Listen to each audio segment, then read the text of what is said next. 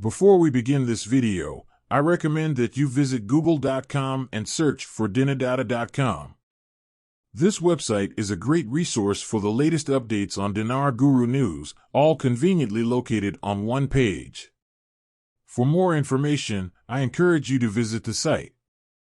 Saleh on TV right now, and he just told us that the project to delete the zeros is ruled out at this present time. Then he turns around and says we need to reduce the amount in the budget from trillions to billions, and then ends the conference talk by saying many have called for the removal of the 3 zeros, which would increase the dinar. We are both in shock and stunned because he said one thing and then he said another thing.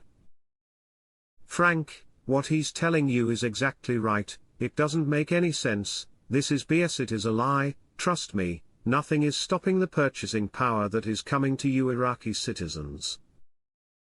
Nothing. China did the same thing back in the 90s. They came out with a full-page article in their newspaper saying they were not signed to increase the value. 3 days later they increased the value. This may be the same scenario. A diversion for speculators. Al-Sadani's advisor rules out removing 3 zeros from the currency. Saleh, he's not lying. The government isn't looking to remove the zeros. It's not the government's job. So he's not lying.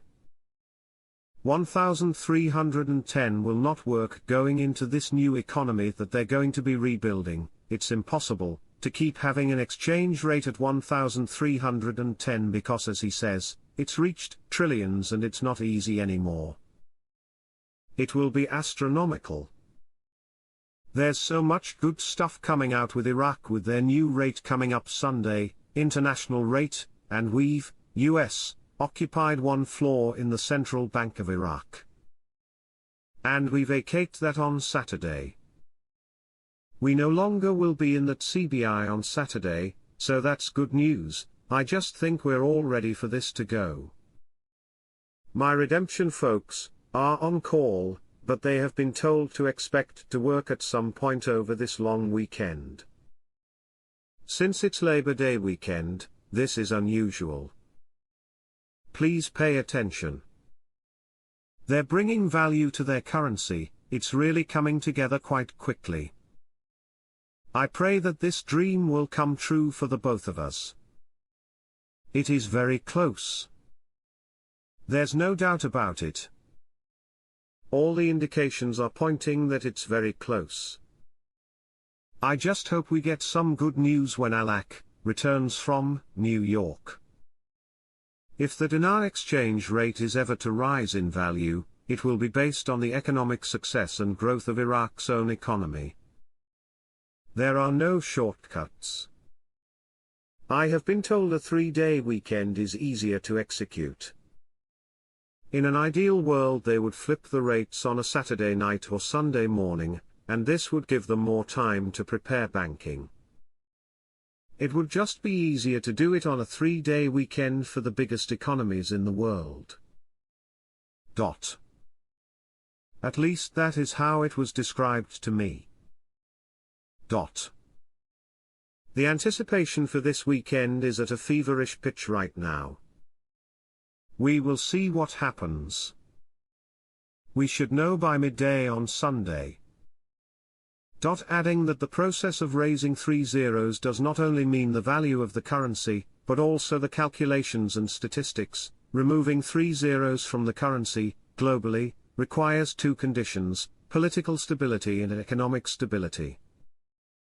When these 2 factors are available, countries resort to removing zeros from their currency, adding that the value is fixed and not affected. Rather, it is a relative change. The project to remove 3 zeros we worked on between 2011 and 2012, but there was a delay in the matter, because it requires a change in the accounts of the Republic of Iraq and statistics, and requires cooperation between monetary policy and all government policies. Economic expert Nabil al-Masoumi said on Saturday that Iraq should not have agreed to the voluntary reduction of its crude oil production, which amounts to nearly 430,000 barrels, to bring its total daily production to 4 million barrels. This came in a post by the economic expert on social media, Facebook, in which he spoke about Iraq's approval to reduce its production quota in OPEC+. Al-Masoumi said that production quotas are calculated in OPEC+ based on the production line achieved in 2018, and therefore Iraq's production quota became 4.650 million barrels per day, compared to 11 million for each of Russia and Saudi Arabia. He added that Iraq had committed to the mandatory reduction taken in OPEC+ 2 years ago, by about 220,000 barrels per day to support oil prices, adding, then Iraq agreed to voluntarily commit to 2 reductions of about 430,000 barrels within only 8 countries out of 23 countries in OPEC+.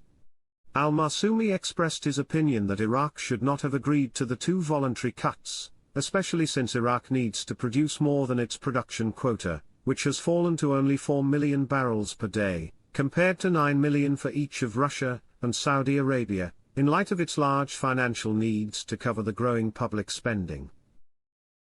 He continued by saying, Iraq was supposed to demand that its oil production baseline be adjusted and increased to 5 million barrels, as the UAE did 2 years ago when it pressured OPEC+ and eventually obtained an increase of 300,000 barrels per day to be added to the baseline production line.